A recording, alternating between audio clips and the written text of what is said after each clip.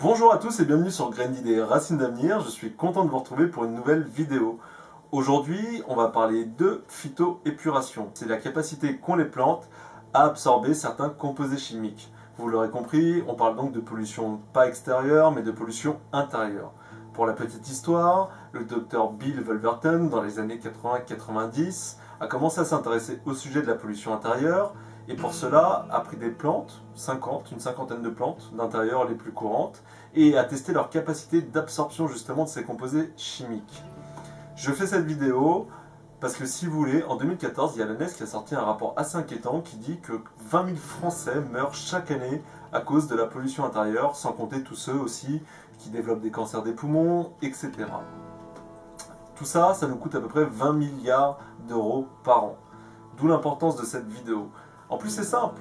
Vous prenez des plantes qui ont certaines particularités d'absorption de certains composés chimiques et vous assainissez l'intérieur de votre maison assez facilement. Dans la vidéo, je vais commencer par vous lister bien sûr les différents composés chimiques et les différentes plantes qui absorbent ces composés chimiques avec des conseils d'exposition et ainsi de suite. Je vous laisse avec la vidéo et je vous dis à tout à l'heure. Les différents polluants d'intérieur. L'ammoniac se rattache aux produits ménagers et de bricolage.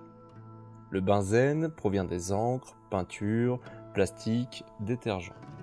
Le formaldéhyde est émis par la laine de roche, des cols de moquette, les chaudières. Le monoxyde de carbone provient des différentes fumées.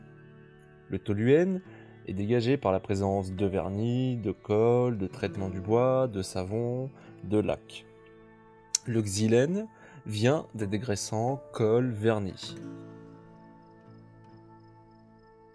L'anthurium absorbe l'ammoniac. Il a pour caractéristique de nécessiter une lumière vive. C'est une plante qui s'adapte parfaitement dans la salle de bain et la cuisine.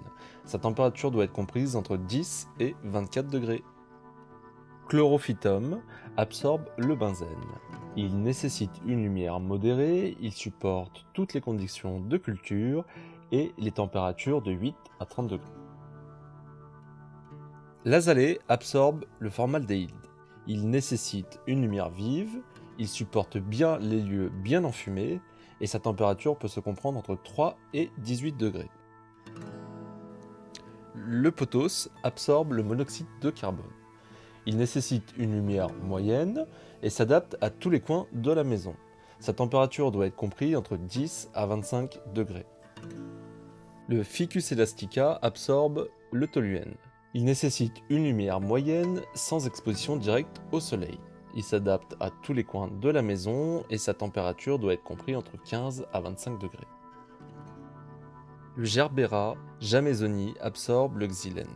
Il nécessite une lumière vive sans exposition directe au soleil. Il s'adapte à tous les coins de la maison et doit avoir une température comprise entre 18 et 24 degrés.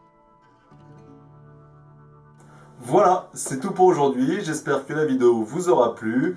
Par rapport aux plantes que je vous ai présentées, elles sont en capacité d'absorber d'autres types de polluants, mais j'ai fait le choix de vous mettre sur lesquels elles étaient le plus efficaces. Dans la description, je viendrai comme d'habitude mettre des informations complémentaires.